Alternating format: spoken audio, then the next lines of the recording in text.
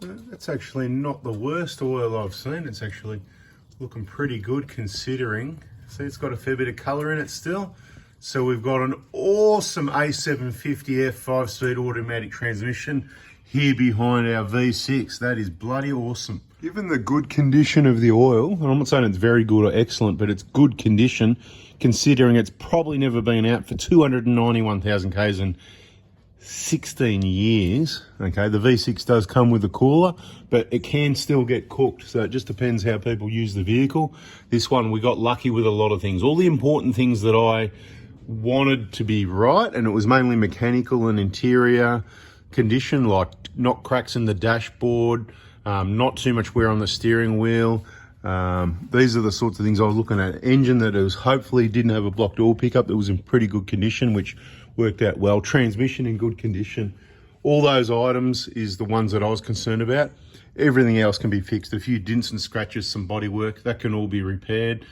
Cars can be cleaned and other maintenance can be brought up to date. Like it's got the old original suspension that's going to get replaced. It's got flogged front wheel bearings that have never been changed. Small things. These things are expensive. So what am I going to do now? Given the good condition of the oil, I'm not going to flush it. I'm not going to do the usual flush. I'm just going to see this drip, drip, drip. That's constantly going to keep dripping. Oil's coming down out of the torque converter. What I want to know is how much can we get out? Because if you wait a long time, so I'm going to leave it for hours. So I'm going to come back to it and we're going to measure the amount of oil that came out of the transmission. So we know on a drop and fill, if you leave it many hours, how many litres you can get out of it. Why would I flush it? Well, the conditions of the oil is already very good. So rather than doing it all at once, I'd rather run it a bit and then do it again. It's not that hard, you know, drain plug, right? Drain plug there, set level plug, filler plugs up there. We've got other videos on the whole procedure. It needs to be done at the correct temperature, etc., etc. This is not a how to do it video. This is just a, let's have a look how bad or good this oil and transmission is. And we've won this one again. It's bloody beautiful. Let's let it sit for a while and see what happens as far as how much oil we get out of it by letting it slowly drain. No, we're not removing the pan. It's never been removed before. One of the things I like about it, just don't touch it. Our other Prado 120 2008, 5-speed auto, never had the pan off, 460,000 Ks now. Runs beautiful, just like a new one, and always will. If you follow my info, you'll save maximum amount of money while getting the best maintenance, making your vehicle, Prado in particular, Toyotas, but any vehicle, you'll make it last. Value for money servicing, cost-effective maintenance. The long drawn-out transmission oil change continues. So we're just doing something a bit different to give you some info. This has been sitting here with the I just put the drain plug back in. It's not tight yet. Just gave it a wipe, the drips and stuff. You can see how oil just spreads crazy. This is just from draining the oil, and look at it, it's all over the joint. Now, information. By leaving it a couple of days, a lot of oil does drain out of the torque converter to the pan. And I actually collected 4.5 litres, where normally you're going to get about 3 litres out of your typical drops, an extra litre and a half, extra 50%. But I'm not saying everybody can leave it a couple of days, but I'm just letting you know this hoist isn't in use at the moment, so I can leave it there as long as I like. 2 days so far. Like I said, the oil condition was pretty good, so that means I've dropped about half the oil out of the transmission, and it's pretty good. So I'm just going to put 4.5 litres in. I'm going to put that plug in. I'm going to put 4.5 litres in the fill plug, which is up there. And then I'm going to warm it up and check the level and let the excess overflow out here as per my procedure that I've showed you in the videos on our YouTube channel here, 4x4 Diesel. Check the playlist, transmission information. A couple of good videos there doing transmission flushes on these. Don't remove the pan, but you can check the bolts. Don't tighten them up. From factory with a new gasket, they're meant to be 4.5 Newton meters, not very tight at all. But what I'm going to suggest at this point in time is getting a screwdriver with a 10mm socket, you know, the screwdriver socket holder thing, and just have a feel of them and don't tighten them. But if any are looser than the others, just, you know what I mean? So just give them a little nip. It's going to be a hard one to demonstrate or feel, or just don't touch them. But what can happen as they get older, bolts can just start going missing because the gasket does soften up a bit. And if you want, yeah, you could just change the gasket, but they don't leak. There's no need to. And just to prove a point, on my 460,000 K 2008 120, pan's never been off.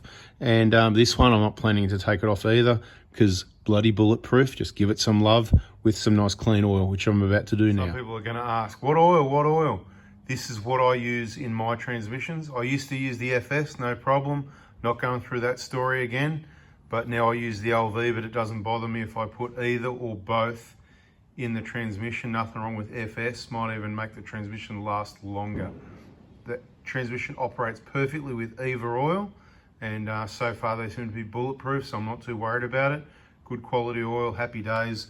And this one actually gets the Toyota WS tick of approval. Now I've just taken my own advice. I put the oil in, 4.5 litres, put the plug on.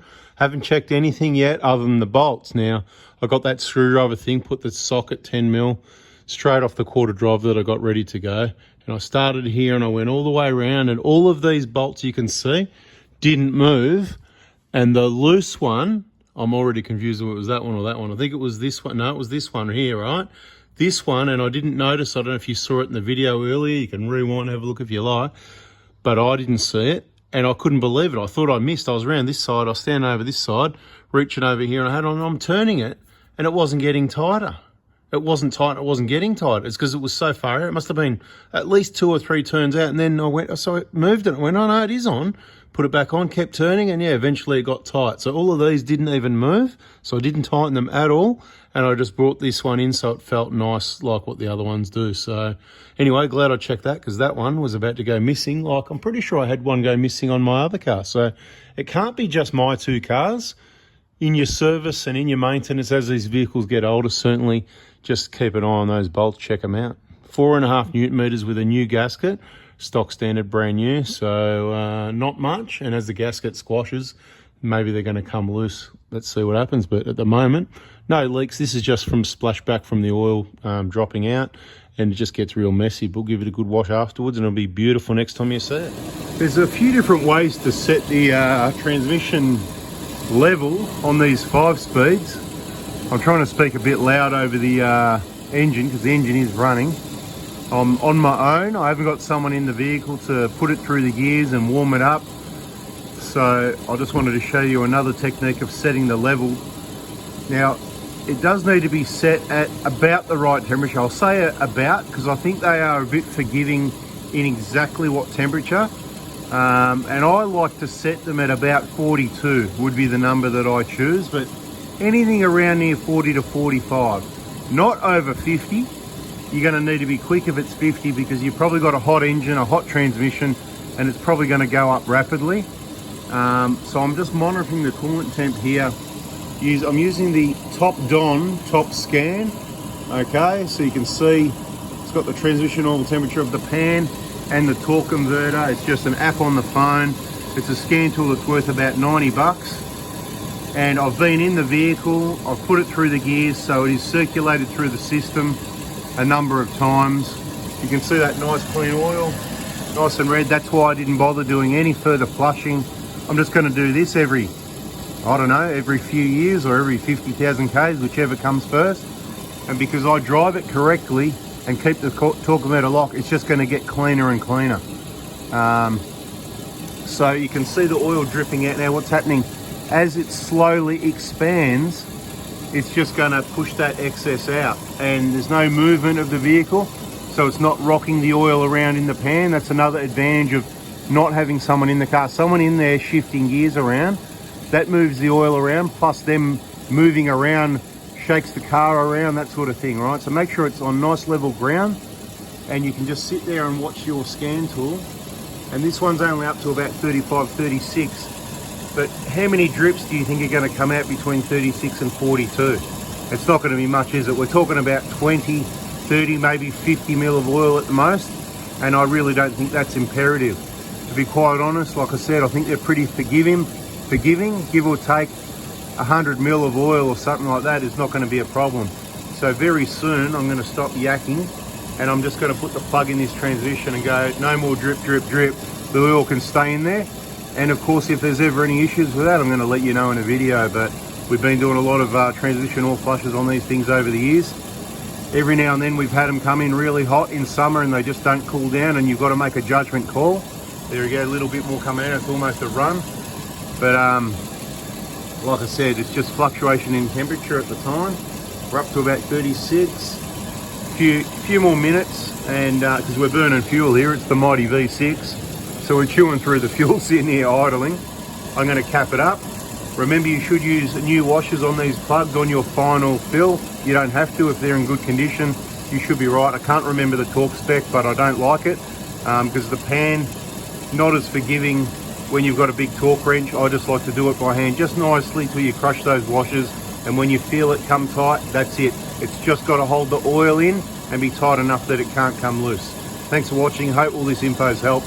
I'll put this one in the automatic transmission playlist with the others. If you learnt something, hit the like button.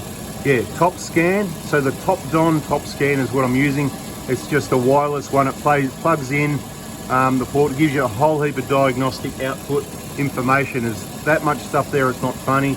No, it doesn't do pilot learn as far as I know, but it does a lot of other stuff. We'll probably have some separate videos. Check the scan tool playlist if you want more info on that one, and we'll catch you in the next video. See ya. And here you go. And just to give you an idea of what's the difference, I've overflowed the oil into this drain tray, which is a measurable amount.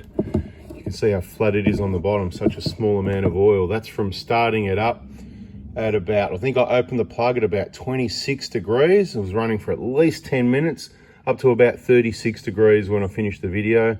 And like I said, I'd say that's probably, in that period, would that be 100 mil maybe? Not even.